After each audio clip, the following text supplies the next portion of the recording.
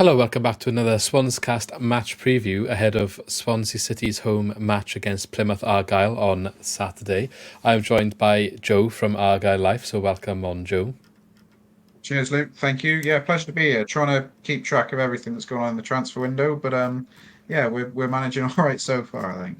Yeah, I was going to say, hopefully we won't miss any of the excitement or No, drama from transfer deadline day. We are recording this on Thursday, the 1st of February. But yes, if anything happens live and we pick up on it, I guess we can just say, but I'm sure by the time this video goes out, it won't be very relevant anymore. Regardless, let's talk about our season so far. So we have already played each other once, of course. I actually went down to the away game, but both teams had a different manager. And I've actually featured on your channel a few times this season because there's been quite a few links between the clubs. You've got Morgan Whittaker, you've got Soranola now. We'll talk about all of that. I think we were linked to your manager in the summer, and yeah, it seems to be a lot of links this season. But before we get into any of it, can you just remind everyone where your content is if they want to check out everything about Plymouth Argyle? yeah, so we're on X, Facebook, Instagram, TikTok. We're on the lot. The handle's just there. Oh, other hand. There it At is. I'll get the hang Argyle of this one Life. day. Yeah. We're all on that, and we're now on YouTube as well. All our podcasts are on YouTube as well. So yeah, catch them out. Plenty of bonus stuff comes out midweek as well. So it's all good fun. Brilliant. Yeah, all good. So go check that out, especially ahead of this game and afterwards if you want to see the discussion of what happened. Always interesting to hear other points of view. But yeah, like I said, we have played each other before this season. I went to the away game and probably one of Swansea's best performances under Michael Duff. As mentioned, both had different managers at the time. Stephen Schumacher for yourself, who I believe departed to go to Stoke, which I'm not sure what to say about that one. It's based on No. Stoke's trajectory since they've come down. They came down with us, of course, and I mean, I can't really say much from where we're sitting in the league ourselves this season, but it hasn't been as bad for us since we come down. We did make the playoffs twice, but Stoke seem to have struggled continuously. And ourselves, Michael Duff departing, and Luke Williams now in charge after a brief stint with interim manager Alan Sheehan. So much has changed since the first match this season.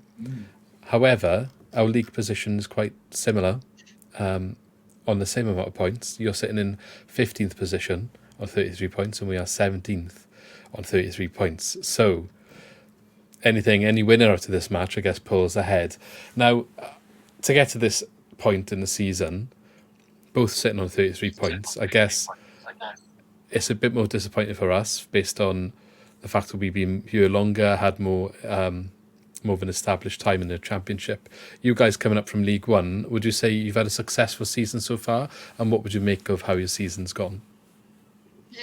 To this point, I think we're all fairly content. I think if you'd said to us on deadline day of the 1st of February, you'd be on 33 points, 9 points clear of the bottom three. I think we are off the top of my head, 8 or 9 points clear. I think you'd have had a lot of people in the city snap your hand off for that.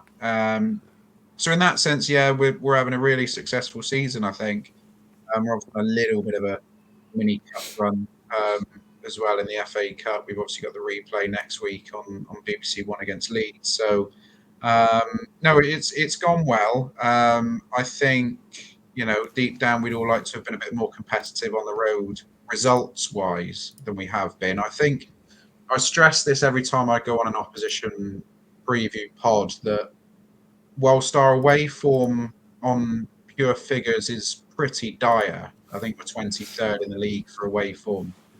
Obviously, home parks are a formidable place to come. Although you did manage to breach the fortress earlier on in the season, a lot of our performances, we've been in a lot of games on the road, and it's often tended to be one goal that swung it. There's the odd blip in there, a hammering by Bristol City and a hammering by Leicester.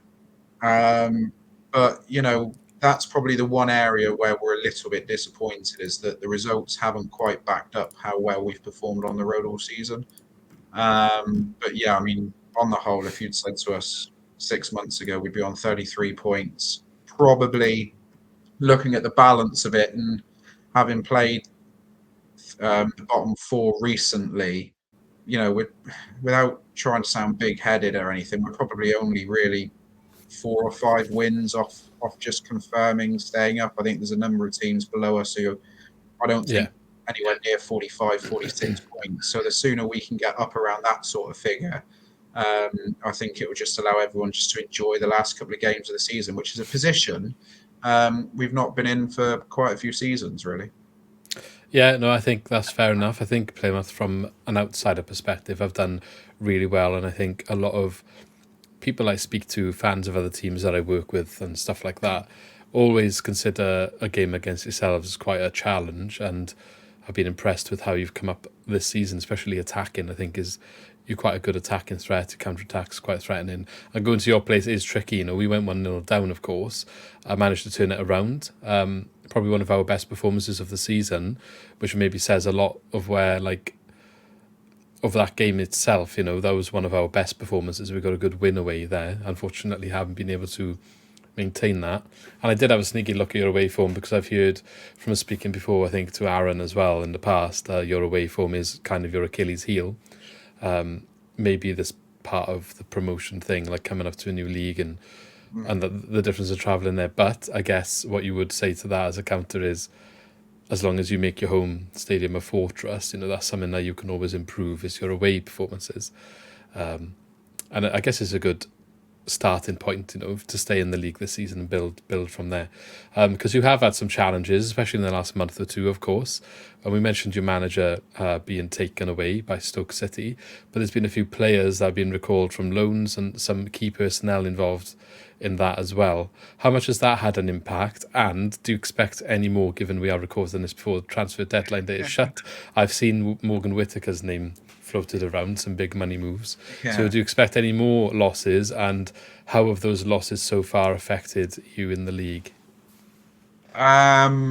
Yeah, there's a few parts to that, I suppose, isn't there? I think the first thing, if you'd said to us in the middle of December, well, if you'd said to us when we beat Stoke City at home in December that in a month's time, Stephen Schumacher and most of the backroom staff will have gone, Finn Azaz, Luke Cundall, Kane Kessler, Hayden, Macaulay Gillespie, Tariq Wright, Matt Butcher will all have left the football club, you'd probably been taken out of the stadium in a straitjacket, to be honest with you. Like, nobody envisaged the last 6 weeks coming. But if anything, it seems to have galvanised the place a little bit. You know, the fans are right behind the regime, if you like. Neil Jusnick, the director of football, and Kevin Nanscoville, first team coach, did a really good job of just settling everyone down, putting our feet on the ground. And I can't stress enough, they gave us 4 of the most entertaining games of our season. We drew 3-3 with Birmingham, 2-2 with Cardiff, 2-1 with Southampton, and we had a perfectly good goal chalked off at 0-0. And we, you know, anything could have happened that night. And then we had a bonkers 3-3 on New Year's Day against Watford. So it was great fun with them in charge. And Ian Foster's come in and he's built. It's very rare for a new manager to come in and straight away have the opportunity to build his own squad, mould it how he wants it to be. But losing those players, you know, we lost all of our loan players that we took in at the start of the season. So he's been able to bring, you know, his own faces in. In terms of the results under him, I mean, we're unbeaten. We beat Sutton in the FA Cup. We got a good point away at Huddersfield, where we showed a different side to our game that day. And immediately, I think people were awake to the fact that Foster was his first MO with this side is make us hard to break down, make us harder to beat, particularly away from home. We were outstanding 2 weeks ago against Cardiff. You know, we really were brilliant. A result that I imagine went down pretty well in your neck of the woods. And then we thoroughly deserve our replay. We thoroughly deserve our replay against Leeds United in the FA Cup. We were excellent at Ellen Road, particularly in the second half. So, you know, it's obviously too early to say whether or not, you know, how big an impact Schumacher and the players' departure has been. But if you look at our transfer business, it's always going to be hard to replace somebody like Finn Azaz. You know, I don't think anyone expected us to be able to do that in this window. As for the other players in the squad, obviously the jury's out as to whether or not we've improved on them. Early indications suggest perhaps, you know, the new signings definitely haven't hindered us. We've got a bit more depth in a number of positions. Do I expect any more departures tonight? I hope not. There's the potential, I think, for we've got a young left back who unfortunately has been out injured for most of the season. He's only played 2 games, and one of them was a man of the match performance in his first ever start in the Championship.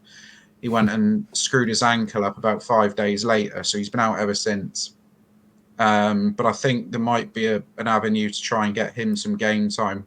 We've just signed a fullback now from Aston Villa this evening, just before we came on. So it would suggest we're a little bit full now at the fullback position. So it would suggest that perhaps he might go out and get some game time. But other than that, I'd be pretty amazed if we have any more departures before Saturday's game. That is for sure. Well, I think all Swans fans listening were hoping to hear Morgan Whittaker might be going, not because they don't want him excelling for you, which he has. You notice I avoided that point, Luke. It's the sell-on fee potentially that we might receive, which will help our own transfer window, which has been a little bit stagnant up to this point. A couple of last-minute moves seem to be coming off today, which is obviously positive. But any extra cash at this level, I think everyone takes it, to be honest. So maybe in the summer, and then maybe you get more for him, and we all benefit a little bit more anyway. So we'll see what happens with that one. But yeah, there's no two ways to put it. Morgan Whittaker has been outstanding since he's gone to Plymouth, both on loan and since you signed him in the summer permanently. And probably one that was mismanaged here, and I guess a lot of people struggle to cope with that. So yeah, it is what it is. But one of those loan signings you mentioned that got taken away obviously also had connections with us, and that was Luke Cundle, who had a decent season with us last season. I would have taken him back myself because he was, a good squad player. But I think he excelled further and did better when he came to you guys. Obviously, his progression has continued. So maybe a little bit of a shame for him to lose him too. But you've also got a third in Matty Soranola in terms of players who recently played for us. So I don't think he's played for you yet, unless he played in the cup game against Leeds. Yeah, he came off the bench for about 20 minutes or so last week. How did he do in that one? Yeah, it's okay. I think by that time it was simply a case of we were on the verge. If we hadn't already equalised, then we were just about to, and it was just a case of seeing the game out from there. He's already a bit of a cult hero. I'm not sure whether the Swans fans are aware. After the 3-1 win, he was going around punching the air and getting the acclaim of the crowd. So he thoroughly enjoyed the win over Cardiff. But just touching on Luke Cundle, I think you're right. It was a shame to lose him because he was a bit of a. I likened him to a bit of a Duracell bunny in the pod that we do. He just didn't stop running. He's all over the pitch. I mean, if you get those, you see on the Premier League games and things, the heat maps of where players appear on the pitch, Cundle's would have been pretty much all over the pitch. Those sorts of players are really hard to replace, but we've done well. We've brought a couple of central midfielders in to fill that gap. And yeah, Soranola, as mentioned, with the signing that we've just made from Aston Villa, it's just adding depth to the full-back position. And he didn't catch the eye per se at Leeds just because of how we were seeing the game out.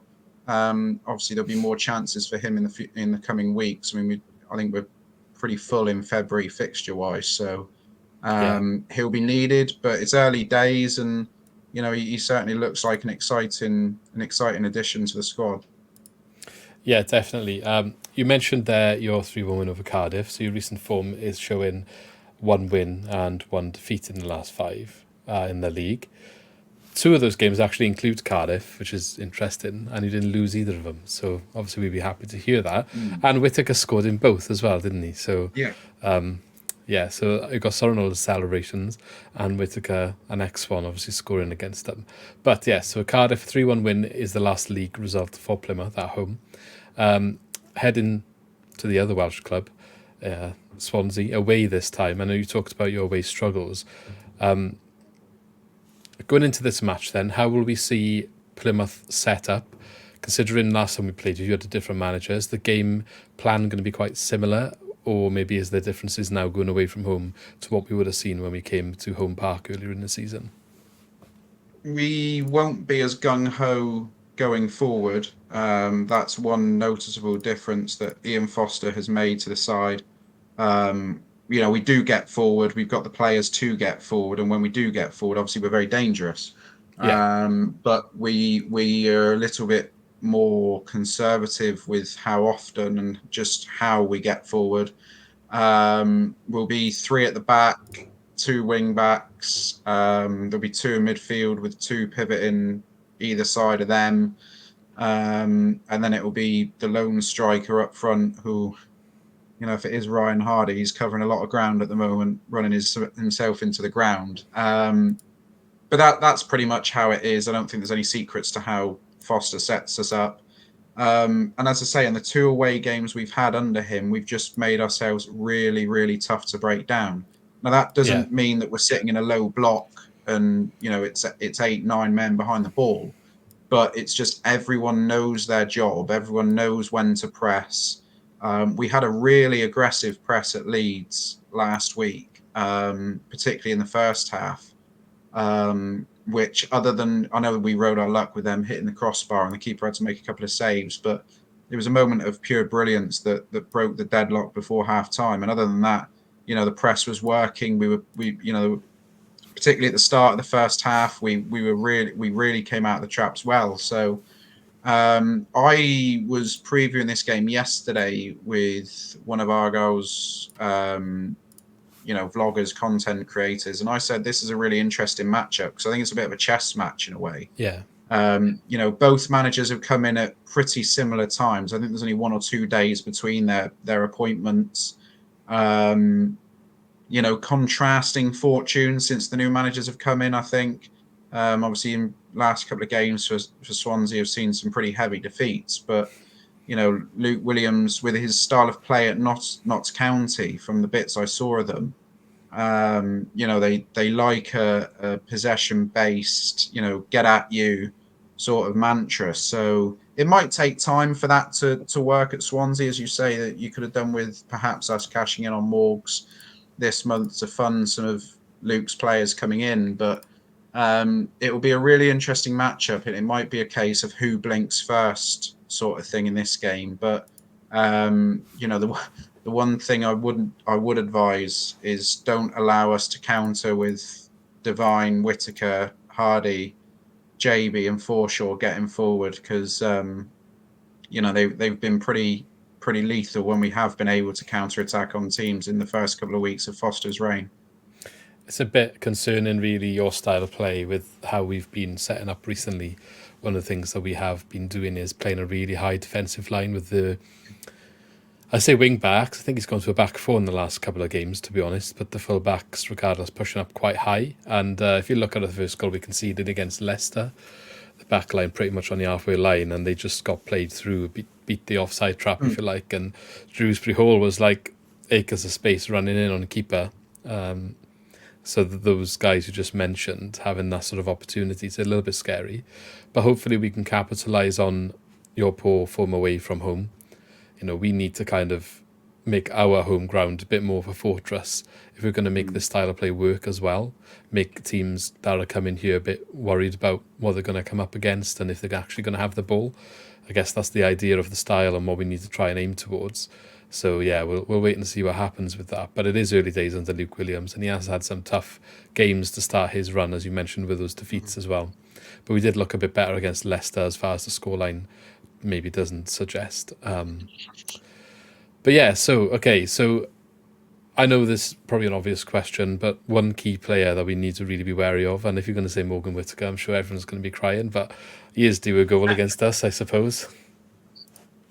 Yeah, I'd probably have it. It'd be stupid of me not to say Morgs, wouldn't it? Really, I don't have to tell Swansea fans what he's capable of. Well, you might do, because you didn't really get a chance here to kind of show it. Yeah, please allow him in on his left foot. He's hopeless on it when he cuts in on his left foot. He's a pretty impressive show reel this season. And I just put it down to him being happy, Luke. Yeah. It's just a simple case of he's just found somewhere where he his partner. He's just happy in life, and it's flourishing in his football. But that's an easy option, and I don't want to boost, or ruin Swansea fans' morale by just talking about Whittaker. So I will touch on Ryan Hardy, because although Whittaker gets a lot of the praise this season, Ryan Hardy is having an unbelievable season. All things considered, he's had a couple of injuries. He's on a ridiculous goal run at the moment as well, I think, particularly in league games, especially at home as well. He's on a real good run of form in front of goal.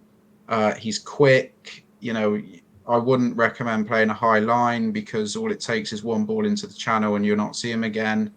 He's got a real eye for goal. He probably, he's not got the best conversion rate, perhaps. A lot of Argyle fans get frustrated by the amount of chances he misses. But all it takes is him to be set free once. And, he's one of those typical confidence players as well. Yeah. If he goes on a run of no goals in 6 or 7, you can tell that in his performances. But when he gets one, it tends to be a flurry then of like 4 in 5, 5 in 6 sort of thing. So, and he's on one of them at the moment. He's playing really well. I can't believe for the life of me that he's never been called up for Scotland. Having played against players like Lyndon Dykes, even Che Adams, at home park this season didn't really impress me. I know obviously you can't judge it off just seeing them once. Yeah. But I mean, I see Ryan Hardy enough to know what he's capable of, and it does stagger me that he's not been in and around the Scotland squad. Hopefully he'll get that chance now after the season he's had. But I think his overall record for Argyle is something like 65 goals in 180 games or something. That's a decent record. There's a lot of clubs in the 72 would do anything for a 1 in 3 striker. And yeah, us included. Well, yeah, we were it was an incredibly fortuitous loan signing when we got him. And that goes back even to the Ryan Lowe days of League Two. So he's been on the journey with us.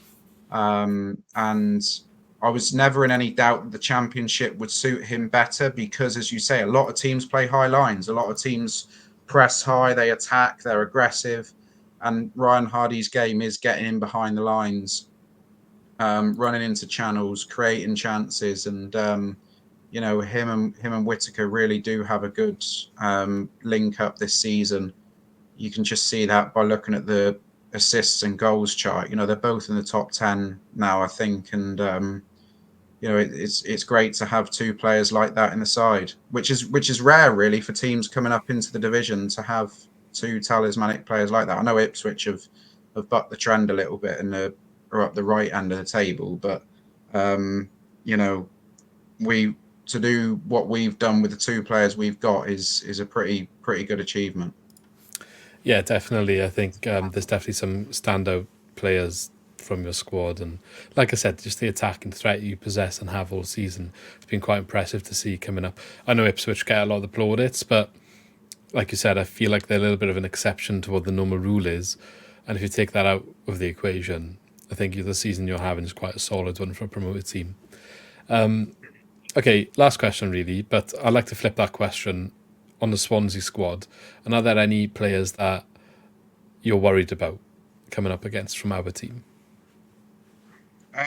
Again, we were talking about this yesterday. There's a couple of injury doubts, and they're over a couple of the key players. Yeah, What's the situation with Lowe and Patino?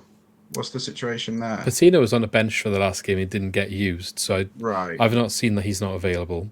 I don't know whether they are cautious in January because of just in case someone comes in for him from Arsenal. So we'll see now going into the weekend whether that changes if he starts or whatever. But he hasn't really been starting regularly.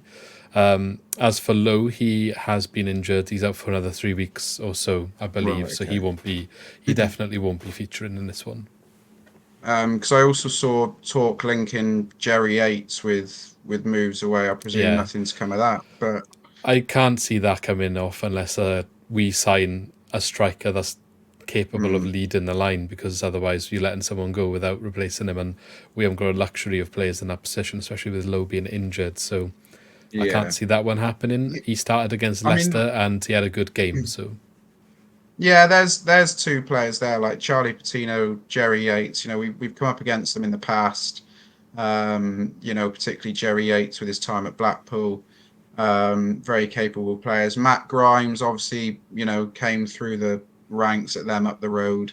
Got the deal with you guys. I mean, he's had a brilliant career, really.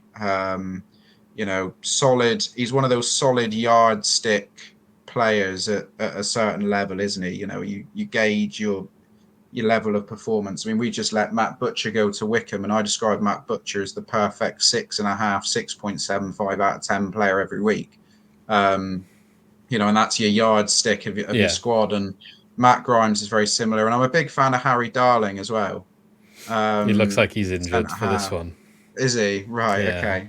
Because he was in that MK Dons side that put 5 past us on the final day when we missed out on the playoffs. And Russell Martin protege, isn't he? So he brought him to the Swans as well. And I'd say if you're in the Russell Martin mould, you're probably not a bad player, are you? So, those are just 4 of the names I can certainly think of off the top of my head anyway. But obviously, as you say, there's a couple of injury doubts in there, aren't there? So and luckily for you, Josh Key is one of those injury doubts as well. Another former Exeter. He's another one from just up the road as well. He scored in the last game, didn't he? So he won't be playing. I don't believe he's been out. I haven't seen that he's back. So if he is included, I do apologise in advance, but I haven't seen that he should be. So that's everything. That's pretty much all of it then. Just to end on a humorous note, I like to ask everyone, what is the favourite football scran you've ever eaten at a stadium? Difficult one. I don't.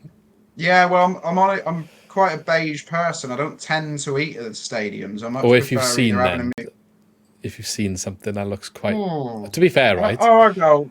The stuff you sell on your place is good.